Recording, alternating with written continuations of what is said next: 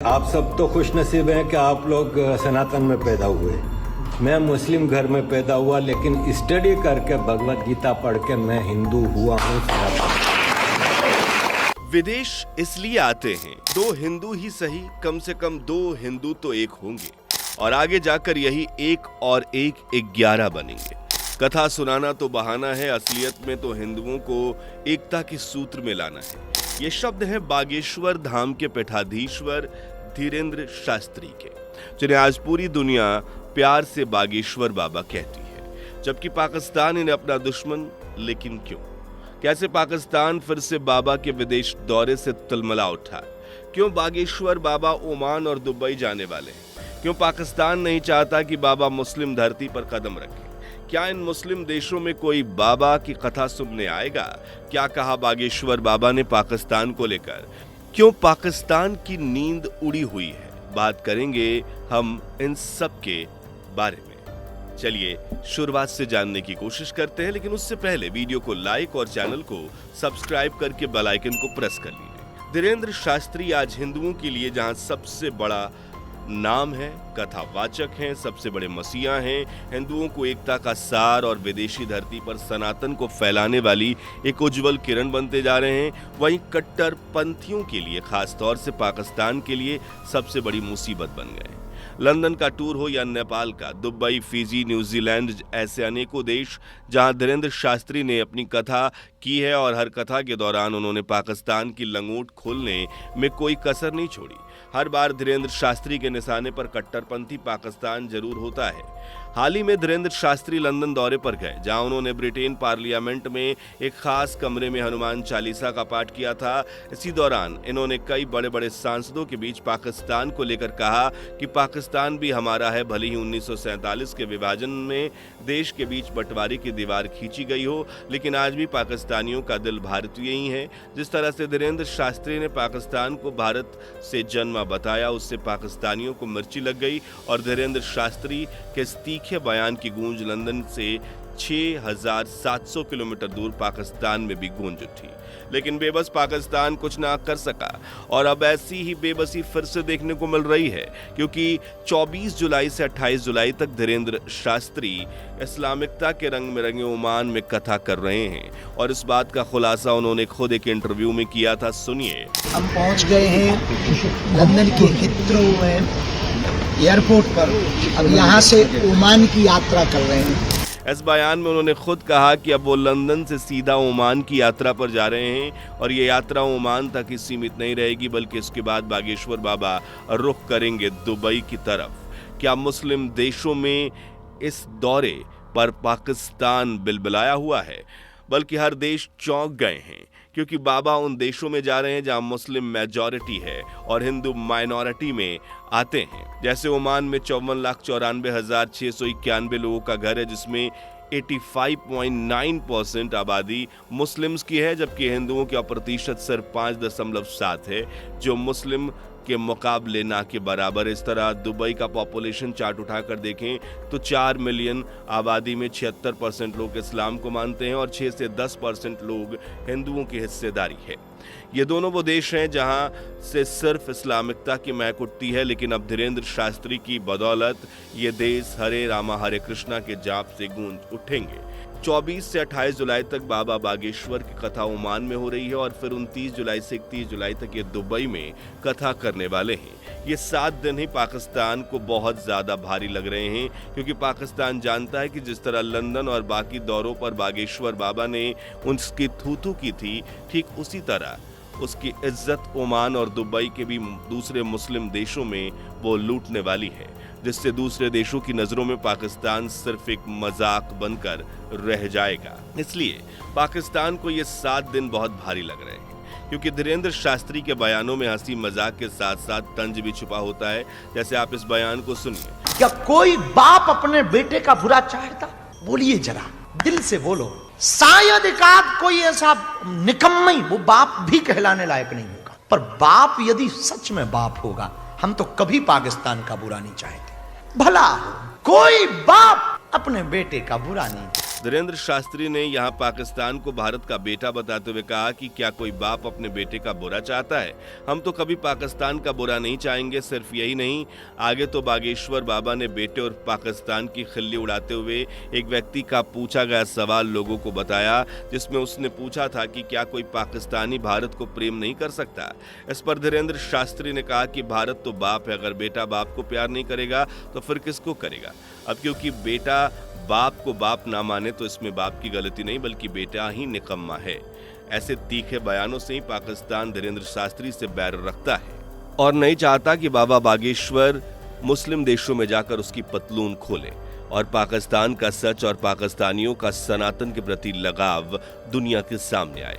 जी हां, आज पाकिस्तान के कई ऐसे नागरिक हैं जो न सिर्फ भारत से प्यार करते हैं बल्कि भारत की हिंदू संस्कृति और सनातन धर्म को भी पूरी तरह से अपना चुके हैं। और इसका सबूत है ब्रिटेन की संसद में हुए आयोजन में हिस्सा लेने वाले मोहम्मद आरिफ अजाकिया, जिन्होंने भरी महफिल और सभी कैमरों के सामने इस बात को खुलकर कहा कि वो हिंदू धर्म अपना चुके हैं। सुनिए। आप सब तो खुशनसीब हैं कि आप लोग सनातन में पैदा हुए।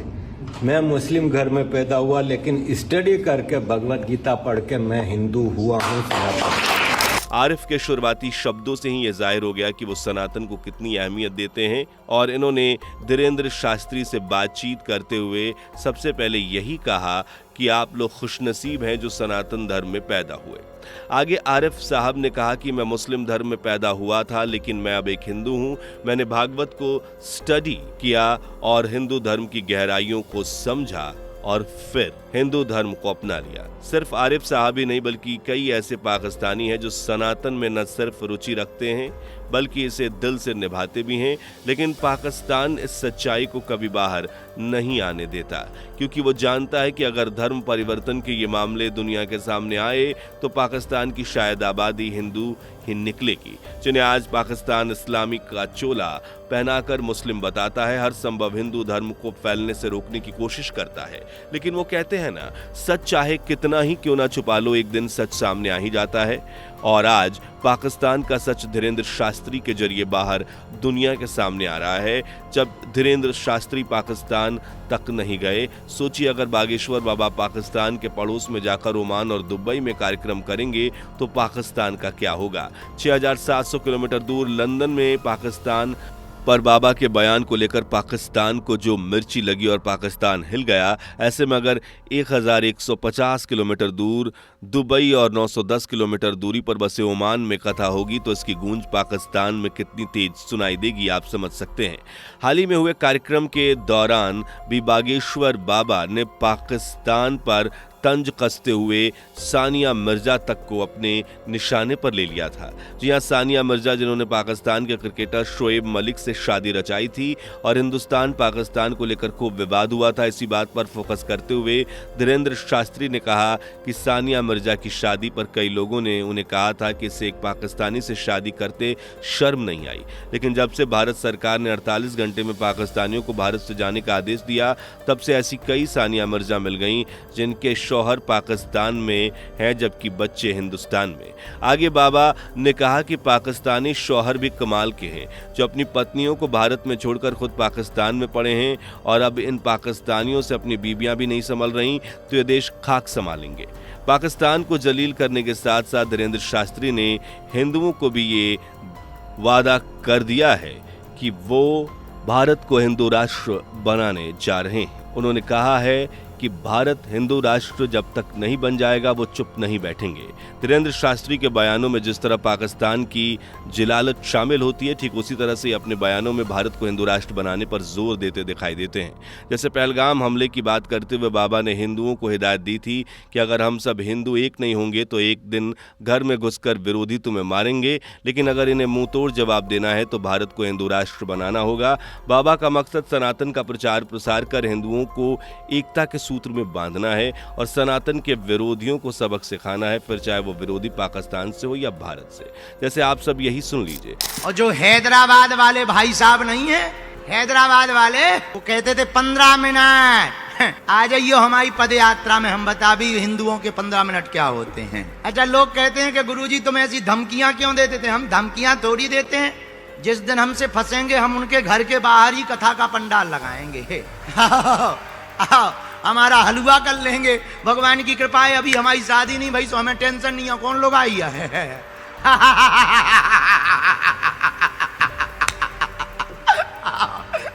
बाबा बैरागी आदमी हमारा करेंगे क्या, लेकिन जब तक जिएंगे हम खुजली से उनकी बरकरार रखेंगे। लेकिन हाँ, हिंदू एक बात गांठ बांध लो, अभी नहीं तो हैदराबाद वाले के नाम से आप अच्छे से समझ गए होंगे कि धीरेन्द्र शास्त्री के तंज की तीर किसके ऊपर लगा है।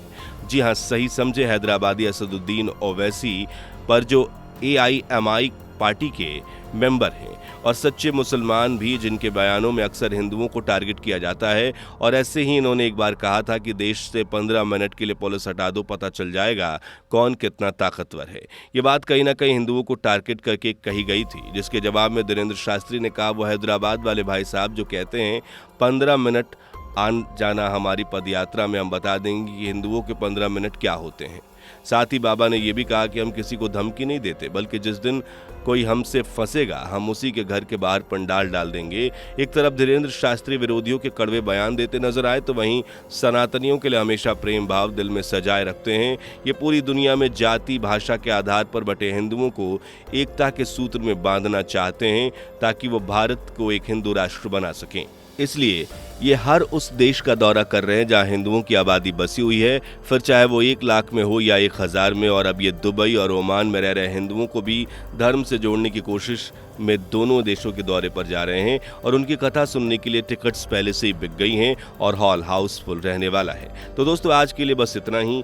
वैसे आपको कौन सा कथावाचक सबसे ज्यादा पसंद है, कमेंट में जरूर बताइएगा। वीडियो पसंद आई हो तो इसे लाइक और शेयर करके, साथ ही चैनल से जुड़े रहने के लिए चैनल को सब्सक्राइब करके बेल आइकन को प्रेस कर ले। धन्यवाद। दोस्तों, आपकी स्क्रीन पर 2 और वीडियो दिख रही हैं, जिसे देखने के लिए आप स्क्रीन पर क्लिक करें। दोनों देखिएगा, बहुत अच्छी वीडियो बनी है।